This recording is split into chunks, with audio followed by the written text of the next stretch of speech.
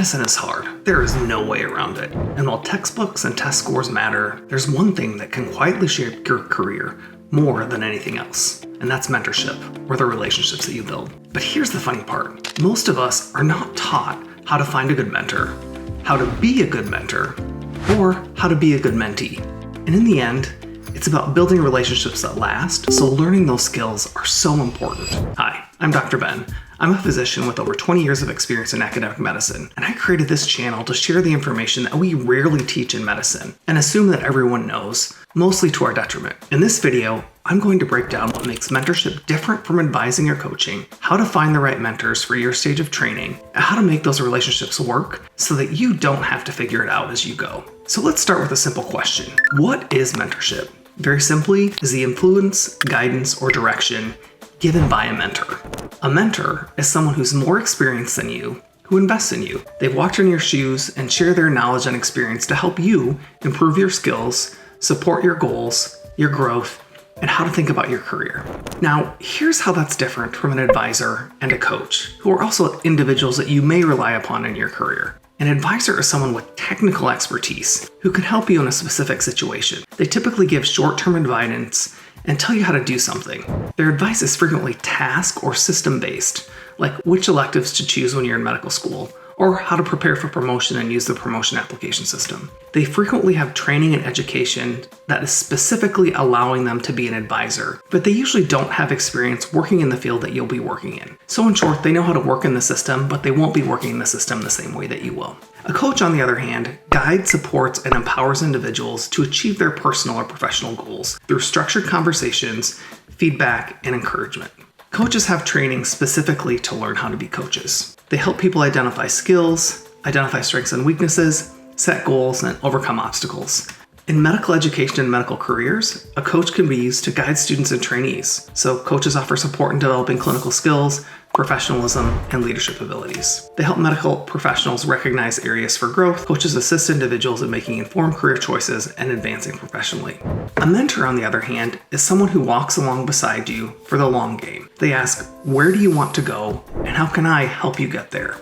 And although there is some overlap, the main difference between a coach and a mentor is who holds the power in the coaching or mentorship relationship. In mentorship, it's really the mentor who holds the power in the relationship, as they're the one with the experience, and they're using that experience to provide guidance and set goals. In coaching, however, the coach really serves as a guide, but it's the coaching client or the person being coached who sets the goals and holds the power. So there is a slight difference in the power shift or power dynamic in mentorship versus coaching. Both are very important and useful relationships, but they are structured and function differently.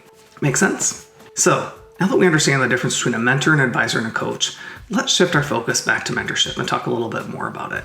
So why is mentorship so important in medicine? Well, because medicine is hard and overwhelming. The culture is intense, the expectations are sky high, and often you don't know what you don't know, and sometimes you need someone from the outside to be like, hey, let's focus on this area. We need to improve in this area. Or you want to get from point A to point B. This is how I did it. I think this is how you can do it too. Mentors offer wisdom, perspective, and sometimes just a reminder that you're not alone. Community is so important in such an intense and competitive profession. Mentors can help you avoid burnout. They can help you navigate specialty decisions when you're a student.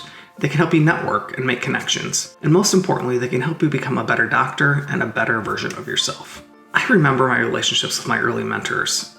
I thought that my mentors were going to teach me clinical skills, kind of tell me how to do things, and just develop my career. But they also gave me other important things like confidence, leadership skills, and the reminder that I was more than just my step score or my achievements, that I was a person and I needed to focus on my whole being, not just my career. One thing that people frequently ask me is, how do I find the right mentor? Where do we even look? Well, here's one important mindset shift. You don't really need one perfect mentor. You're likely going to need many at the same time and different mentors at different periods in your career. No one knows everything, no matter how much experience we have. And importantly, we all have different experiences and perspectives and unconscious biases. And mentors unintentionally share those unconscious biases and likely are influenced in their mentorship by those biases. So it makes sense to lean on as many people as possible to avoid being influenced in a direction that you don't necessarily want to be influenced towards. And you have different areas of your career. So you might have a clinical mentor, a research mentor, a mentor for work-life balance, maybe a mentor for education skills, maybe even a peer mentor or someone just 1 or 2 steps ahead of you who knows what the system's like more than someone who maybe was in your shoes 20 years ago. So where do you look for them? Well, start with your own institution. Faculty members, residents, or even attendings you've connected with. Look at their bios on LinkedIn or on their webpage. See who has similar interests than you. See whose life outside of medicine is similar to the life that you want to lead outside of medicine. Outside your institution, check out specialty societies like the Heart Association or the American Academy of Pediatrics or the Obstetric Society or Family Practice Societies often have formalized mentorship programs that include coursework and group learning sessions at annual conferences. Frequently, acceptance in those formalized mentorship programs comes with a scholarship to attend those conferences, so it's worth checking them out. And in the current era, use social media. It is an underrated tool to find mentorship and get advice. Instagram, YouTube, and LinkedIn are full of physicians sharing ideas, research, and career advice. And take everything you see on social media with a grain of salt. Always engage respectfully and ask to connect. You'd be surprised how many people want to see you succeed in medicine and avoid the pitfalls that they experience during their career. Conferences and academic meetings can also be gold mines, even if you're not part of the formal mentorship programs. Don't be afraid to walk up to people and introduce yourself after a session if you liked what they talked about. Keep it short, specific, and respectful.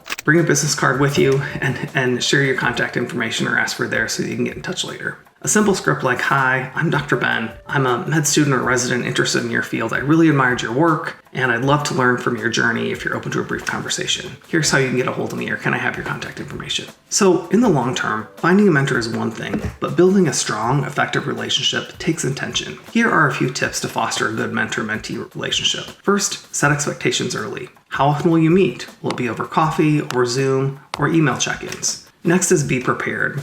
As the mentee, come with questions, share updates on your progress, and respect the mentor's time.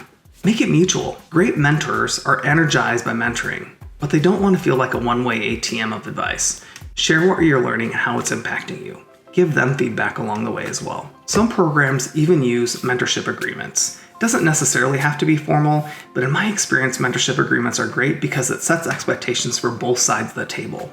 Don't worry, it doesn't necessarily have to be hard and fast, rule-bound relationships, but having a shared understanding of roles, goals, and communication can prevent misunderstandings down the road. If you're curious about what mentorship agreements look like, I've included a free mentor agreement in the description of this video.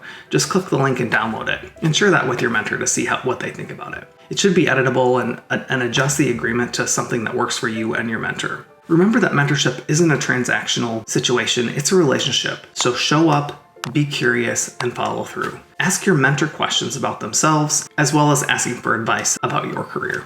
Let's be real.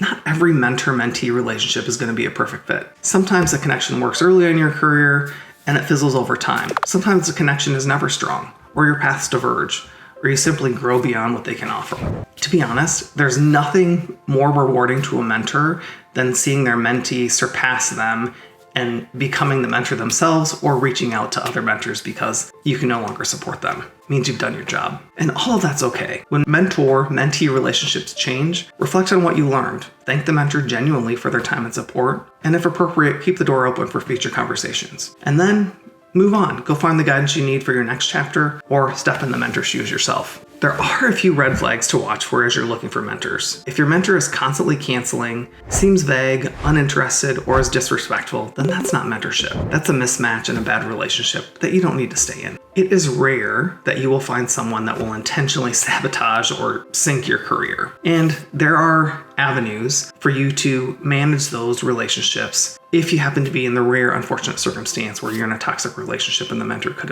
potentially impact your career. Look at the ombudsman office at your institution. Talk to human resources. So those relationships are inappropriate, and no one's career should ever be impacted by someone else's unprofessionalism.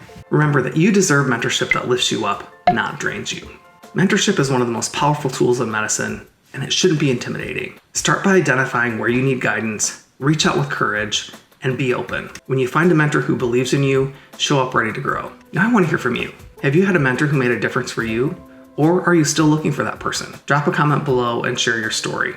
And if you happen to be looking for a mentor, maybe I can help point you in the right direction. If this video helped, please like and subscribe to my channel, and check out the other videos on this channel, especially if you're building a sustainable, fulfilling career in medicine. Thanks for watching, and keep going. You're not meant to do this alone, and we need you.